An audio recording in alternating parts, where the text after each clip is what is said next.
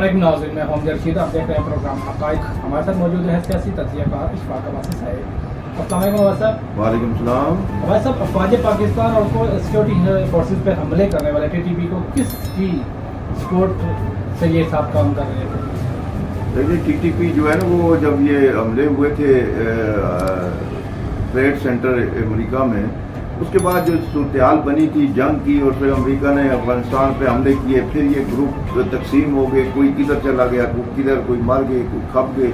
کوئی بمباری میں ختم ہو گئے، تو یہ گروپ بن گئے۔ پھر انہوں نے جو پاکستان نے امریکہ کا ساتھ دینا شروع کیا اور طالبان کے مقابلے میں امریکہ کا ساتھ دیا، اتحادی نیٹو میں شامل ہو گئے، اس اتحادی جو ممالک سے، اس میں انہوں نے ان کو سپورٹ دی۔ تو اس حوالے سے پھر انہوں نے ایک گروپ بنا لیا۔ جب یہ ابھی تھوڑا سا آہستہ آہستہ یہ کام ختم ہونا شروع ہوا، پھر انہوں نے گروپ بنا لیا ٹی ٹی پی پاکستان، تحریک طالبان پاکستان۔ تو اب وہ پھر یہ گروپ جو ہے یہ پاکستان کی افواج کو یعنی نہیں مانتا، وہ کہتا ہے یہ افواج جو ہے یہ انہوں نے ہمارا ساتھ نہیں دیا اس وقت، اور اس لیے یہ حملے کر رہے ہیں ان کی سیکورٹی فورسز پہ، بارڈر پہ حملے، افغانستان کے بارڈر پہ۔ جب طالبان کی حکومت آئی ہے تو انہوں نے کہا تھا جی، جب یہ بات ان کا معاہدے طے ہوئے، اس کے بعد انہوں نے کہا کہ جی آپ کی سرزمین کسی دہشت گردی کے استعمال نہیں ہوگی، افغانستان کی جو زمین ہے وہ چاہے وہ کوئی بھی ہو، تو انہوں نے کہا تھا جی نہیں ہوگی، لیکن وہ استعمال ہو رہی ہے، طالبان کی زمین استعمال، یہ حملے کر کے یہ افغانستان کی طرف موو کر جاتے ہیں، اور وہاں پر کوئی ایسے علاقے ہیں، پہاڑی ہیں یا کوئی ایسے جس میں وہ چھپ جاتے ہیں، اور وہ وہاں سے 2-4 بندے آ کے افواج پاکستان پہ حملے کرتے ہیں سیکورٹی فورسز سے۔ آپ نے دیکھا یہ پیچھے لگاتار حملے ہوئے ہیں بارڈر پہ، تو وہ ہمارے نوجوان جو ہیں وہ ڈیوٹی دیتے ہوئے شہید ہو جاتے ہیں، وہ بیچارے ڈیوٹیاں دے رہے ہوتے ہیں، یہ اچانک حملے کرتے ہیں، اس میں وہ مارے جاتے ہیں۔ تو یہ تحریک طالبان جو ہے پاکستان کی سلامتی کے لیے بڑا خطرہ ہے، اور ان کو طالبان کو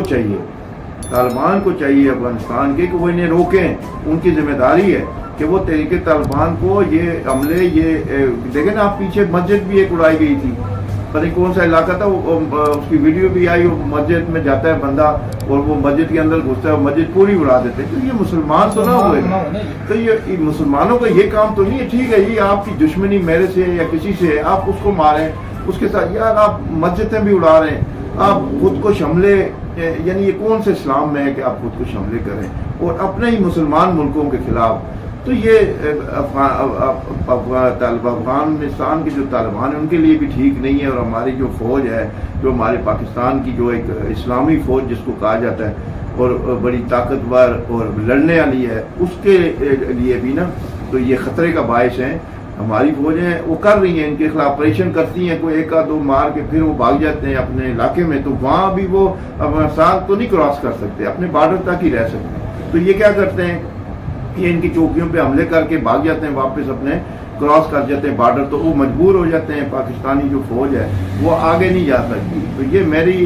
یعنی طالبان جو ہے افغانستان کے، ان تک یہ اگر میسج جائے کہ بھئی آپ انہیں روکیں،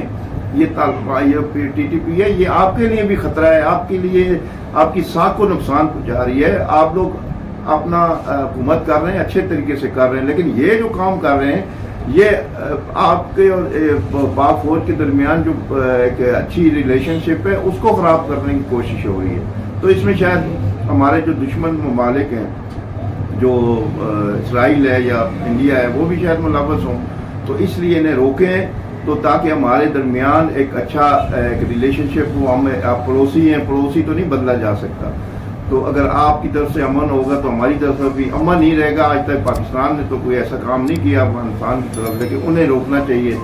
تحریک طالبان پاکستان، اس کو اسی لیے دہشت گرد تنظیم کہا جاتا ہے کہ وہ حملے مسجدوں پہ حملے،